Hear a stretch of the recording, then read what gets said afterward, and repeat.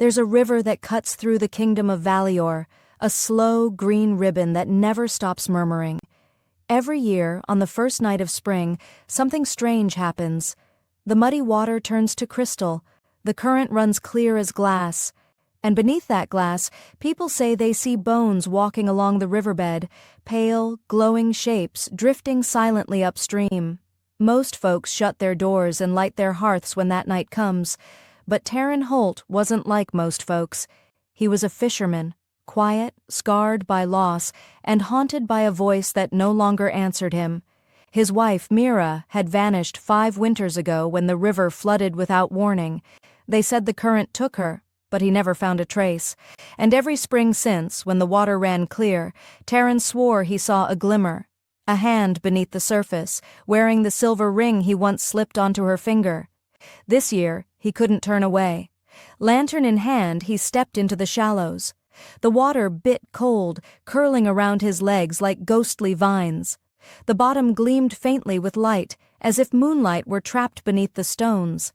And then he saw them, the bones, dozens of them, faintly glowing, drifting as though alive. Their shapes twisted and reformed as they moved, the remains of people, animals, things that had no names anymore. The river was whispering.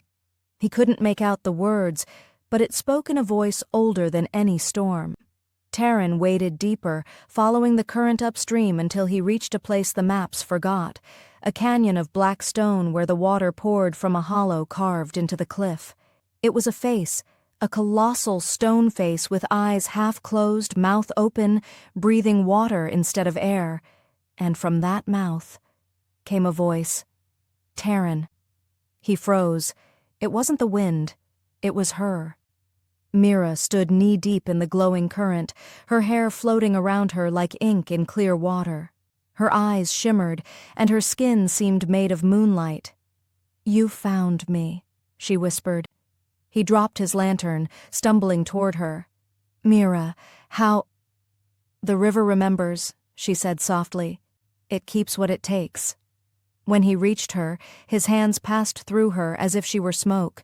She smiled sadly. "It trades memory for life, Taryn. That's the price of crossing back." He shook his head. "Take anything. Take everything. Just bring you back." Her eyes dimmed, ripples moving across her skin like wind over glass. "You don't understand. It doesn't take what you offer. It takes what you won't let go of." The current thickened, wrapping around his waist like arms pulling him down. He gasped as cold filled his chest. "If that's the price, then take it." She reached for him, and this time her hand was solid, warm, alive. The light flared. The bones beneath them began to rise, circling like a spiral of pale stars. The sound of the river turned to song, voices whispering in unison, 1,000 forgotten names speaking through the current. Taryn felt his memories unravel, the smell of salt, the warmth of her laughter, his father's old fishing knife, even the sound of his own name. Every thread that made him was being carried away. And then, silence. He opened his eyes. The world had changed. The water was calm, shimmering softly under a dawn sky. Beside him stood Mira, breathing, her cheeks flushed, alive again.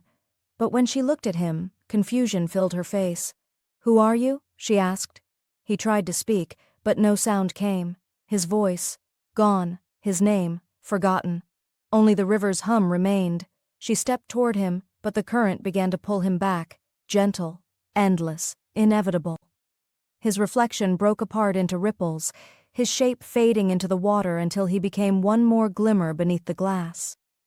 When the villagers came the next day, they found the fisherman's boat drifting empty near the bend.